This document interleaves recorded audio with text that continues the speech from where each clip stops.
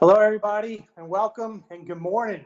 So thank you for showing to our webinar. My name is John Edwards, and I'm the Regional Practice Lead for Paypro. And for those of you that don't know who Paypro is, we are a full-service human capital management and employee benefits firm. And today we have Ameriflex. So Ameriflex is going to go through and show you the insights, strategies, and updates on FSAs. So for here, I'd like to hand it over to Kevin, so Kevin can formally introduce his team at Ameriflex. Over to you, Kevin. Thank you, John. Good morning or good afternoon, depending on where you are signing in from. We really appreciate the time. And we're going to attempt to do something really, really challenging, which is to take the somewhat dry subject of tax advantage accounts and make it really intriguing for you over the next 45 minutes or so and entertain any questions you might have. So as John already said, we are an administrator of these accounts, and I'm going to introduce my team. My name is Kevin Burgess. I'm the Executive Vice President of Revenue, and on the call we have Darren Tiso, who is Vice President of Sales, and then one of our strategic account managers, who also happens to be a very deep expert on these products, Pam Shedeker. So I appreciate them joining us today. And so what we're going to do is I'm going to give you a very brief introduction as to who we are as a company. And then I'm going to hand it over to Pam, who is going to talk a little bit about our service model, which is really, if you engage with us to have these products, flex spending accounts, health savings accounts, that kind of thing, what their experience might be should they interact with us. And that's really, really important, because at the end of the day, we want your employees to have a maximally great experience and save a ton of money by using these products efficiently. You'll notice something on a lot of our documentation. There's a little phrase, "We keep your world quiet." I'm going to touch on what that means very, very briefly. But first, about us. Who are we? Well, we are an administrator of consumer-driven healthcare. That sounds very lofty and high-minded. I'll bring that down. We administer flex spending accounts, health savings accounts, health reimbursement arrangements, and then kind of some subsidiary accounts off that, which would be transit accounts and dependent care accounts. We also do COBRA administration, and then a full suite of compliance around ACA products. And we started in Cherry Hill, New Jersey, right outside of Philadelphia. A little over a decade ago, we relocated our headquarters to Dallas, Texas. However, we maintain a large operating center in Cherry Hill. That is actually where Pam is located. Among the administrators that administer these products, and there are a lot of them, but there's a handful that are really, really large. We are differentiated in that group of large administrators in a very specific way. We are the largest one that is privately and closely held. What does that mean? That means we don't have a board of directors, we don't have investors, we don't answer to Wall Street. 100% of our incentives are aligned with our clients. Our only goal is to keep you very, very happy, make sure you have a frictionless experience. That's why we have dozens of people like Pam who have long-term investment in this industry, deep knowledge, and work every day to give you a really frictionless experience. Another thing that's important, since our inception a little over 20 years ago, we've put over $2 billion in real tax savings into the pockets of our participants. That means your employees, that if they use these plans properly, and Darren is going to talk about that at length today, but if they use these plans properly, they will be able to realize real tax savings, and that matters a lot to us. We think about it often, we talk about it often. Some days when, like with every job, there's frustration and there's things not going well.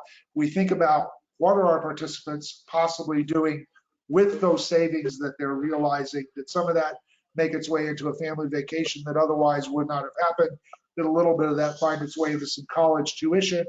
So we're really, really proud of that. We're hyper focused on that. We want to deliver not just a great experience to your employees, but we want to help them become smarter consumers of healthcare and realize the tax advantages that are rightfully theirs. And then there are some tax advantages, obviously, that flow to the company itself, and we're focused on that. We sit on our own tech stack. Our goal is to control 100% of that client experience. So you're not working in 3 or 4 different ecosystems. You're really just working inside of one system that, again, provides a really frictionless experience for you and for your employees. Our clients tend to stay with us. We have over a 95% retention rate. That is due to outstanding service that our teams, Pam and other folks like her, provide every single day. So that is kind of who we are at a very, very high level. And as I said, Darren's going to dig into some more product specific knowledge. Before we get to that though, Pam is going to take a few minutes and just kind of talk you through what customer experience at Ameriflex may look like. And Pam, I will advance the slide upon your request. Thank you, Kevin. Good morning, everyone. If you could go ahead and to the next slide.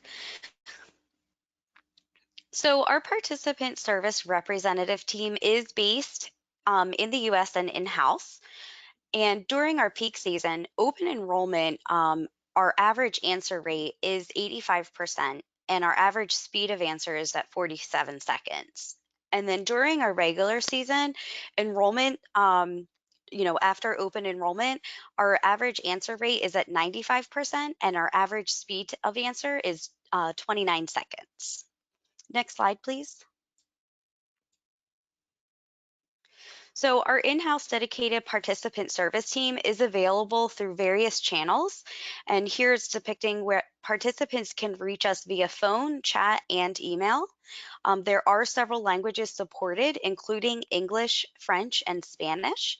And our participant service team is available Monday through Friday, 8 a.m. to 9 p.m., and Saturday, 10 a.m. to 2 p.m. Eastern Standard Time. One of the things that we try to help make it easier for your participants to reach us is we do provide our toll-free number on the back of their Ameriflex card so that they can easily, look up where our number is if they should need to call us while they're out and about.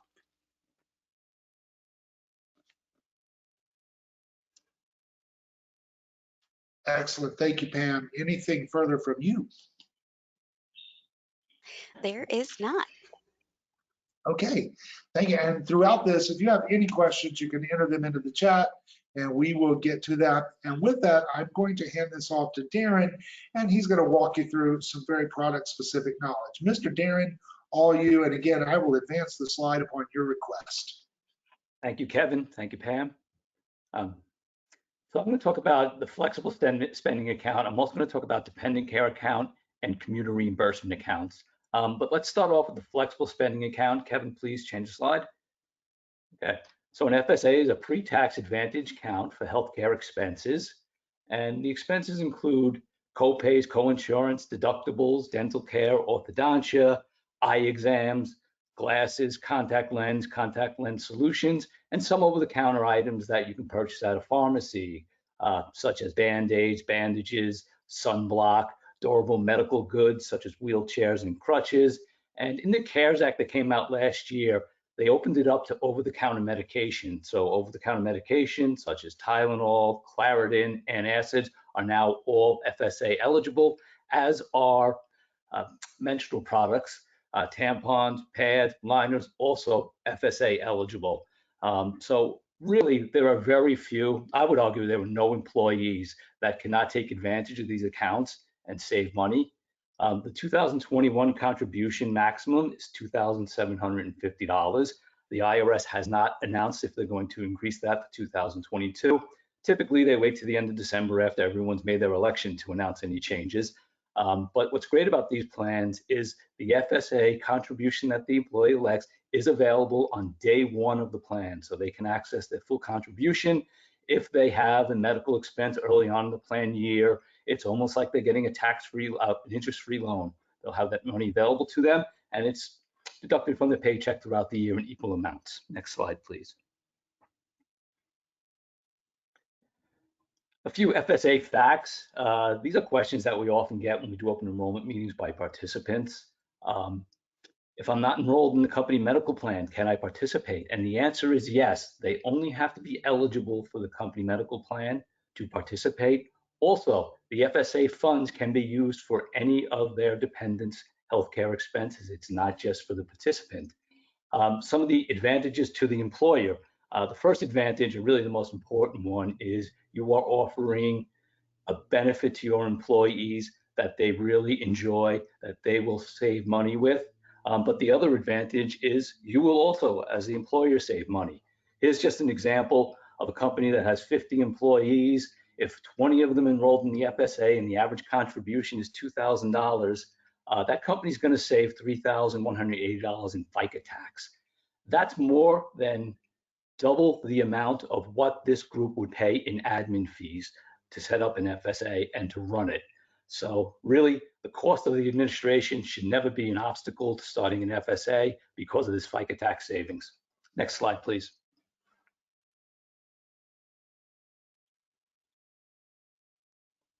When we're meeting and speaking to employees, this is what we really want to drive home, is their tax savings, the savings they're going to experience.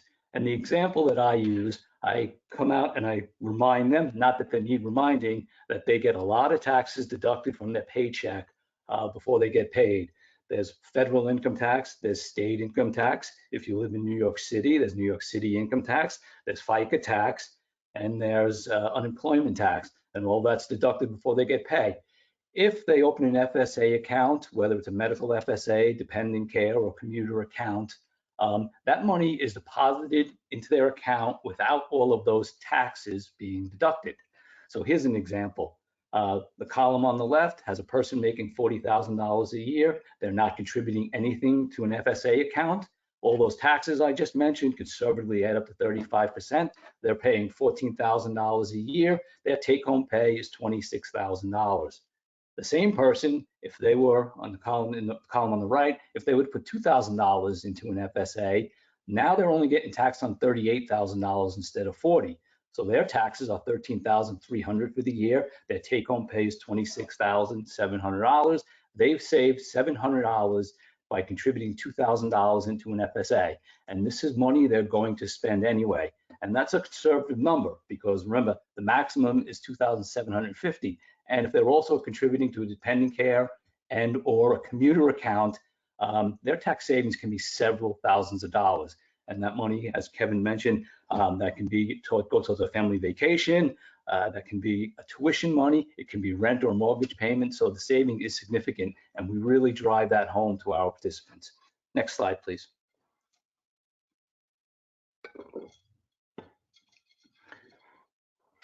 So the FSAs do have a use it or lose it component to them. Now there is a rollover allowable and a grace period. I'm going to discuss that on the next slide. But we do remind our participants towards the end of the plan year that their plan is coming to an end and they have a balance, and we remind them of some of the items that they can spend their FSA dollars on. We also have a partnership with a company called the FSA Store, and the FSA Store is an online store that all the items in there are eligible FSA expenses. So it's a great place to go if you just want to get an idea of what's FSA eligible. But it's a good place to go shopping towards the end of your plan year if you have extra dollars in your FSA and you want to spend it down before you lose it. I purchased one year, I purchased a first aid kit. Another year, I stocked up on suntan lotion. And not surprisingly, Amazon is getting involved with this. If you go to Amazon and type FSA into the search bar, a whole bunch of FSA eligible items will show up. And what's great about that is those items are coded. So you can use your Ameriflex debit card to purchase those FSA eligible items from Amazon. Next slide, please. I mentioned that there is a rollover provision. The IRS allowed this about 6 years ago, and currently participants can roll over up to $550 to the next plan year. Now, this is dependent on the employer allowing it. So the employer has the option to have the rollover provision or not. Most of our clients do opt for the rollover provision. It helps increase participation. It gives participants a little bit of a cushion. And if somebody has never had an FSA before and they're a little concerned, are they going to use it? How much are they going to use? Their first year, we recommend go with $550. If you don't use any of it, it's going to roll over to the next year. Unlikely they're not going to use any of it, but they will be able to roll that over. Another provision that an employer can set up is what's called a grace period. The grace period essentially extends the plan for 2.5 months. So if the plan was ending on December 31st, the participants would have until March 15th to spend down their money. We recommend either one of these. We do see more people opting for the rollover provision currently. Next slide, please.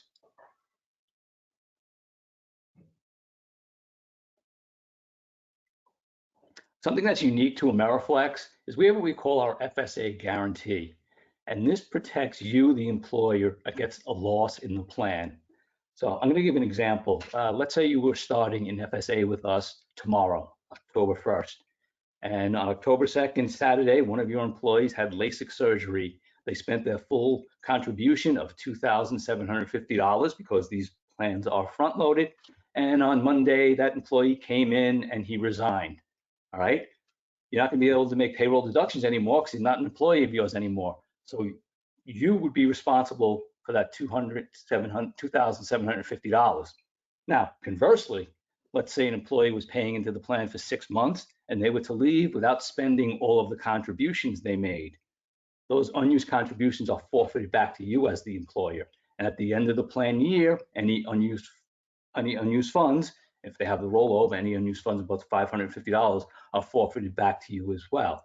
Now, hopefully everything more or less evens out. And for the most part, it usually does. But in the event that there is an aggregate loss because claims paid out exceeded contributions into the plan, you can file a claim with Ameriflex and we will make you whole for the difference. So this is just a peace of mind that we offer at Ameriflex to our clients. They are not going to lose money on their FSA. We also have another value-added service that we can add on to the FSA. It's called My Plan Connect. And what this does is it integrates the participants' Ameriflex portal with their healthcare and often dental and vision portal as well. And it will feed EOBs over from the carrier portal to the Ameriflex portal. And if we have a debit card swipe that corresponds to that EOB, that claim is automatically substantiated. The participant doesn't have to do anything else. If it's a scenario where they paid out of pocket, they didn't pay at the time of service, those EOBs will still feed over to their Ameriflex portal, and they can simply log in and hit an icon that says submit for reimbursement, and they'll be given the option to have payment made to themselves directly or directly to the provider. So this service accomplishes two things. It cuts down on substantiation requests, which are a pain point for a lot of participants, and it's a very convenient way to submit a claim to us. You don't have to upload any documentation to your portal or your mobile app. That documentation will be in there waiting for you. Next slide, please, Kevin. Dependent care accounts. Next slide, Kevin. So dependent care accounts are for child care, expenses associated with child care and elder care. The contributions are $5,000 for a married couple filing jointly, $5,000 for a single parent, or $2,500 for a married couple filing separately. It can be used for daycare expenses at a daycare facility, before and after school programs, tuition for pre-K and nursery school, a private sitter that comes to your house, day camp, and a nanny or au pair services. Next slide, please.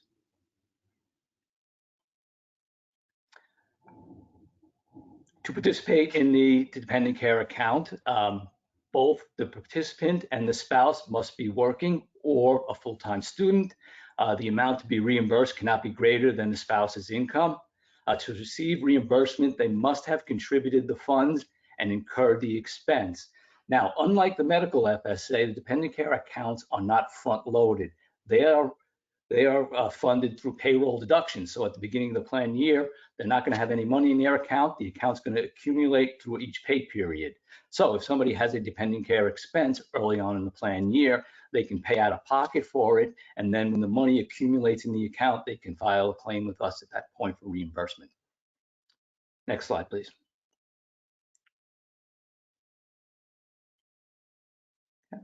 Some of the other criteria is the child receiving care must be 12 years of age or younger, unless they have a disability in which there is no age limit. The daycare services may be provided in your home or another location, but you can't have a spouse or dependent providing the care for that child. So you can't have your 15-year-old daughter watch your 9-year-old son and pay your daughter out of your dependent care account.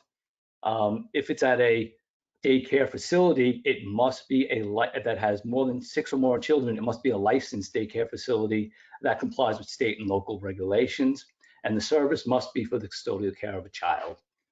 Next slide, please.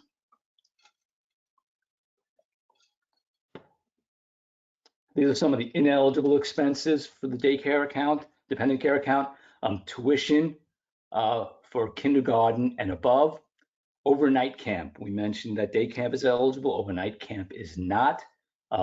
As I said before, once a child hits 13 years of age, unless they have a disability, they'd be not eligible. And for expenses that are incurred when the parents are not working. So if you had a night shift, then you wouldn't be able to use daycare funds to pay for care during the daytime. Next slide, please.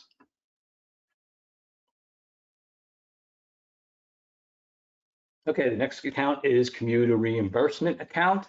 So this is for mass transit expenses and parking expenses. You can contribute $270 a month on a pre-tax basis for transit and $270 a month for parking. So you could theoretically, if you have both expenses, do pre-tax up to $540 a month for those parking and transit expenses.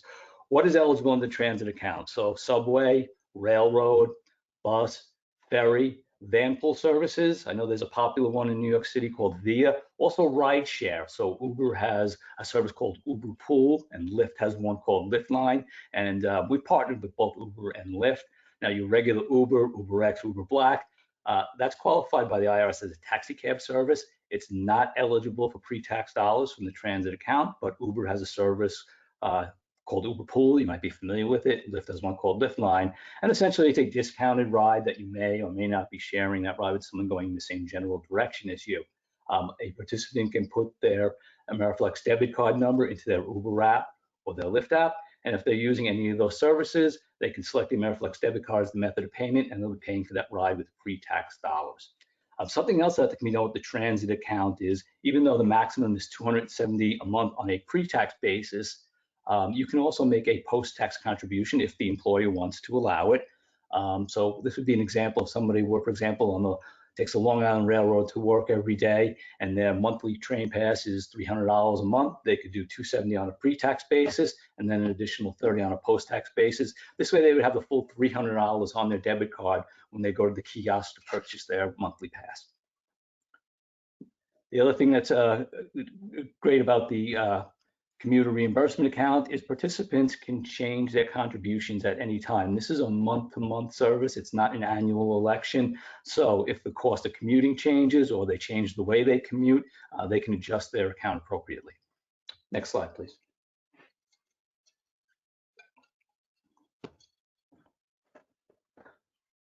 So Ameriflex account, some of the features is that all the accounts are run off of one debit card. So if you have a commuter account and you have a medical FSA, that's all being used on one card. If you're at the MTA kiosk, the card is smart enough to pull that from your transit account. If you're at the pharmacy, it's smart enough to know that it needs to pull those funds from your medical FSA. We have the FSA Guarantee that I mentioned before that protects you, the employer, against the loss in the plan. And this is something else that's a real nice value added. All of our participants can go to our website, and at no cost to them or you, the employer, this is a complimentary service. They can sign up for MasterCard's comprehensive identity theft protection program. This is full wallet protection, monitoring, restoration. People spend $15 to $20 a month for an identity theft program. We're giving it to all of our members as a thank you for participating with Ameriflex. Something else that's unique to Ameriflex is we're very flexible on how our accounts are funded. The first thing you need to know is you're not sending us the employee deductions. Those contributions stay with you, the employer. We're only invoicing you for claims after they have been processed. And we can do that on a daily basis or a weekly basis. That's completely up to you. Now, traditionally, we do require what's called a pre-fund, which is 1/12 of the annual elections we need up front. And all TPAs have some version of this, and that's refunded to you at the end of the plan year. Listening to feedback for some of our clients, they didn't want to put that 1/12 up. They wanted an option where they didn't have to put any money up front. So we have another funding method. It's called preferred funding. And instead of putting up a lump sum at the beginning of the plan year, we simply add a small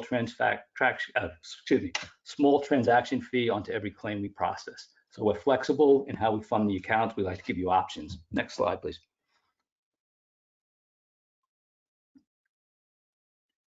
All right, so tips for increasing participation. A successful FSA is one that has high participation. It's good for your employees, it's good for the employer, and selfishly, it's good for us as well.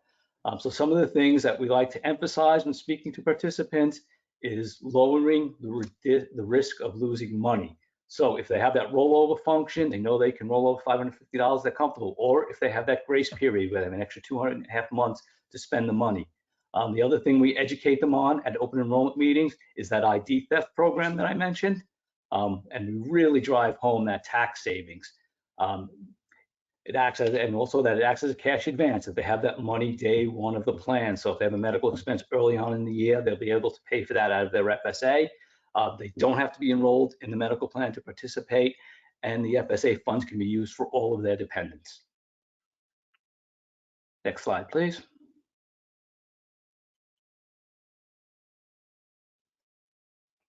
We also have a lot of resources that can assist you with your open enrollment. We will do open enrollment meetings for you, either live or, as we've been doing most of them the last year and a half, virtual open enrollment meetings. We have tutorials, we have savings calculators, PowerPoint slide presentations all on our website that you can download. We will even do a marketing campaign to your employees if you want us to. We will email them typically 3 times over a 6-week period, although we're flexible with that, reminding them that their open enrollment is coming up, and there'll be some educational videos in that email, or information on what items are eligible. If you don't want us reaching out to your employees, which some employees certainly don't, we have email templates on our website that you can copy and paste. You can also download flyers on our Open Enrollment Resource Center, or if you want hard copies, you can order them. We will mail them to you. We do not charge for hard copies of our flyers. And we also have comprehensive user guides that we give out to our participants that show them how to use the plan, how to set up their portal, their mobile app, and all of that information. Next slide, please. So Darren, good job. We actually had a few questions come in here that I'm going to put them to you. Of course, Pam can always jump in. So the first one that came in was you kind of discussed both the rollover and the grace period. And you said most of your employers opt to have the rollover option. From an employer perspective, why would someone not want to use the rollover option? Why would an employer opt to not create that opportunity for their employees? The reason I can think of is those forfeited funds would go back to the employer and help offset the cost of the plan. I think what we're seeing now is most of the people that have the grace period had that in place prior to the rollover being an option.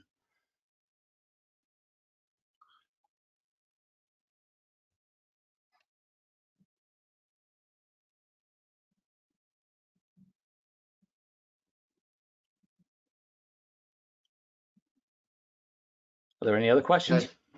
Excellent. You cut out on you. Yeah, there's a few more. I cut out there for a minute, but I think it's on my end. So I'm going to assume. Can you hear me okay, Darren? Yes, I can hear you now. Okay. So this is another one. This one we get a lot, and you touched on this, but maybe a little deeper dive. So if I'm an employee and I'm considering an FSA, what's a good way to figure out how much I should contribute to my FSA? Sure. So a good way is to look at what you paid out of pocket in medical expenses from the previous year. You could review your EOBs, think about the over-the-counter items that you purchased. Everyone purchased a lot of over-the-counter medications. Certainly most females are purchasing menstrual products. So, it's unlikely that there's anyone that cannot really take advantage of this in FSA. And if they are concerned, as I mentioned, if the rollover's in place, they can just opt for a lower amount that first year. They'll get a feel for how much they're using it. I know my FSA is usually exhausted by March. So if you have children, you'll go through it quickly. Yeah, and if you're like me, you got a bad habit of like buying expensive eyeglass frames that your wife doesn't want you buying another pair because you already have 6. Well, that's FSA, baby. We got to use those dollars, use it or lose it. So that's my justification every year anyway. Here we had another question. So talking about the CRA, what about toll expenses? Are they eligible? No, toll and gas are not eligible. Okay, yeah, I knew the answer to that because unfortunately I shell out a lot of money in tolls and I can't use it. But okay, unless there's any further questions, John, any further questions from you, from your side of the house, sir?